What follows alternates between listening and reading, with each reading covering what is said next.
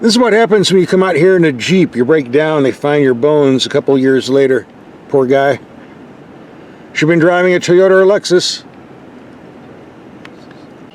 2 weeks ago I did a video on the 2021 Toyota Land Cruiser. Priced just over $90,000, and I was getting a bunch of emails from people complaining they can't find any on the lot. When they get on the internet to find one out of state, they're looking like $20,000 to $40,000 over sticker. Wow. And it's true, I got on the web and priced some Land Cruisers, although there aren't very many around to price. Seeing stuff like this, that's a lot over sticker. And this brings us to the Lexus LX-570. Mechanically, it's basically the same as a Toyota Land Cruiser, but a lot more fancier, and it costs a bit more as well. Most of the Land Cruisers I've had are around $95,000. This has a lot more goodies on their option list. Here, going down the line. And here's a wide view if you want to magnify your screen. But that's the bottom line, which is what we're really interested in. I did a search on the web, and while the Land Cruisers are going way over list, I didn't find any Lexus LX-570s that were going way over list, but that is subject to change. There aren't many of these around. So if you're interested in one of these, get on the web, do your best search. You might get a pretty good deal. I love the Land Cruiser. It makes no sense to buy one if you can get the LX-570 for less money, since it's a better vehicle. It has all the off-road goodies you'll need. The crawl control, four-wheel drive high, four-wheel drive low, a suspension that raises or lowers by pressing this. The Land Cruiser doesn't do that. And we have the locking differential, and I forgot what these two do. This is a full-time four-wheel drive, by the way, that can be driven on the street. When you're on the street, you have a choice of Comfort, Eco, Customized, Normal, Sport, and Sport Plus mode by turning this knob. You get a giant infotainment screen.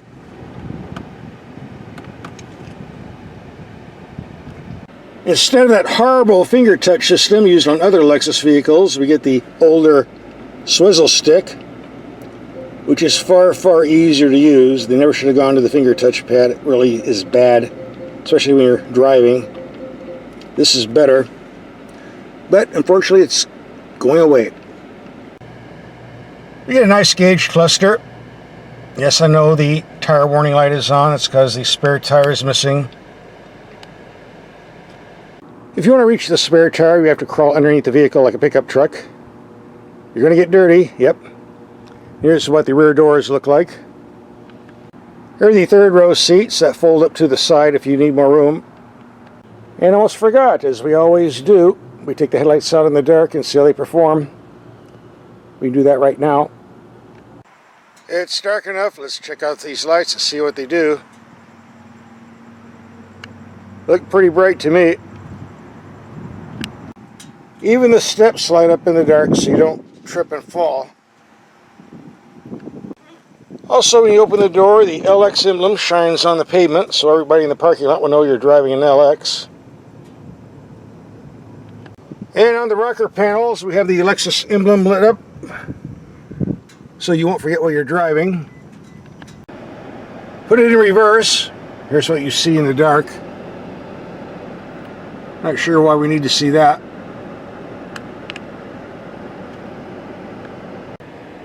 Here we have the low beams, only about 100 feet away, very bright, a bit on the low side. Sorry about the cars being in the way, but the drunks are out tonight. Go to high beam. Whoa! I think I woke them up in their vehicles.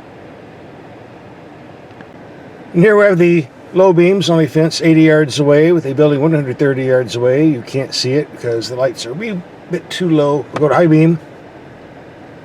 Solve that problem. These are definitely very bright on high beam, no doubt about that. Low beam is for city driving, not backcountry. You would think for $100,000 you would get active headlights that swivel in the same direction that the steering wheel is being turned in, but apparently not. Well, this is an older design, so we shouldn't be surprised. But they're bright enough the way they are, so I'm not complaining. And speaking of spare tires, if you were paying attention to the price sheet, part of the $6,000 luxury package are these 21-inch tires and wheels. Look nice, but be warned, trying to find a 21-inch tire in stock, if you have a flat, it's going to be a real chore. Most of them are special order only. Don't get a flat like I did.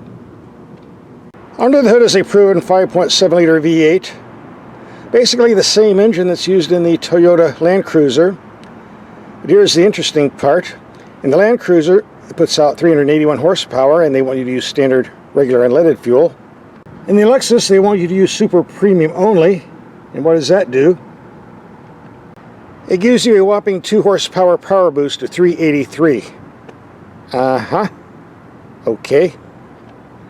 As a professional car tester, I have to tell you to obey the owner's manual. If it says use premium, I shouldn't tell you to use anything less. But I can tell you, having driven both standard unleaded fuel and premium, I don't see any difference myself. So it's your vehicle, your choice. In our videos, we're usually at our test facility, do things like speed bump tests, acceleration tests, but that place is closed today, so we're just going to go straight into driving. A little bit on the freeway and then some off-roading. We're going to take a long highway trip, starting at 1,200 feet elevation, going to 6,000 feet elevation, and a lot more beyond that. So stick around, we'll see what the numbers are. Okay, we climbed to 6,000 feet, and this engine's got a lot of power.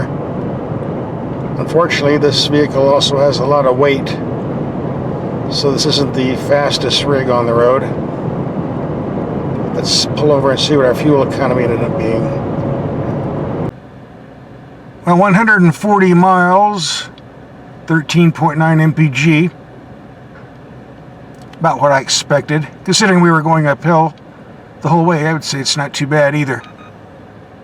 If you're driving this Lexus, plan on having a lot of visits at the gas station. Except this gas pump looks a little worse for wear. Won't take my card for some reason. Our pavement driving's over. We're going to take this out in the dirt. This is a pretty nasty road, a lot of washboard ripples here. It can really destroy suspension on cheap vehicles, but we're doing around 55 to 60 miles an hour, and we're gliding over the impacts, no problem at all.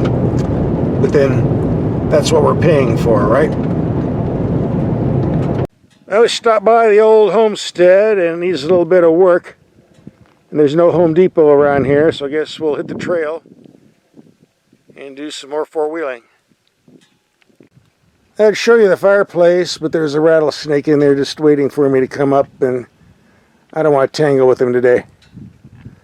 Opening a gate is such an inconvenience, so it's nice to bring a slave to do it for you. Come on, hurry up with that gate. We're in a hurry here.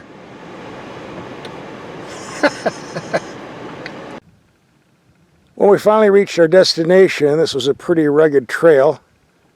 But this is a Toyota Land Cruiser underneath, so it has all the off-road ability. You go out here in the sticks. This is what the south end of the Grand Canyon looks like.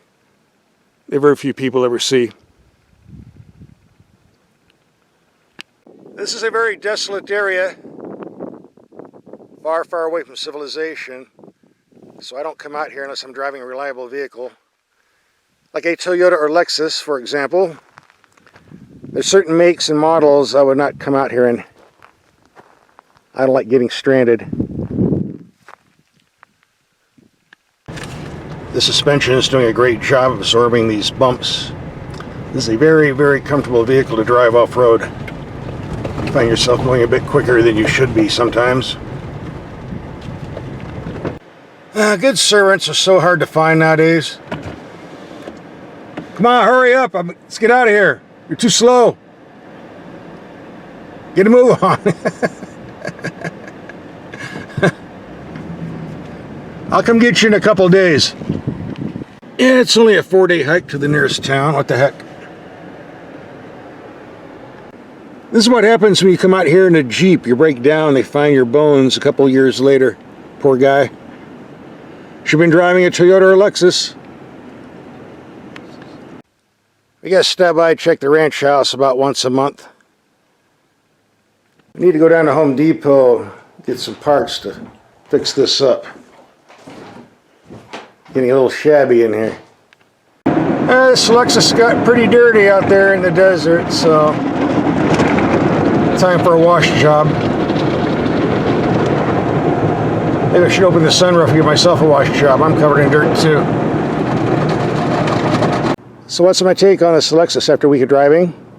Well, number one, if you are interested in one, last chance, because in 2022, these and Land Cruisers are going away, at least in North America. Last chance to grab one. And I can't afford a new one anyway. I'd probably go for a nice used one, 3 or 4 years old, just getting off lease. In this case, you might be better off with the Lexus over the Land Cruiser, because the Land Cruiser are usually driven very, very hard off-road. Very few of these Lexus LX-570s are driven off-road, even though they have more than capability. So you find a nice cherry one, 3 or 4 years old, never been off-road, I'd say go for it, because these last a long time and are great value. Here are some links to other videos we've done on off-roading vehicles. Just click and watch. These things use a lot of gas, so subscribe. I need the money.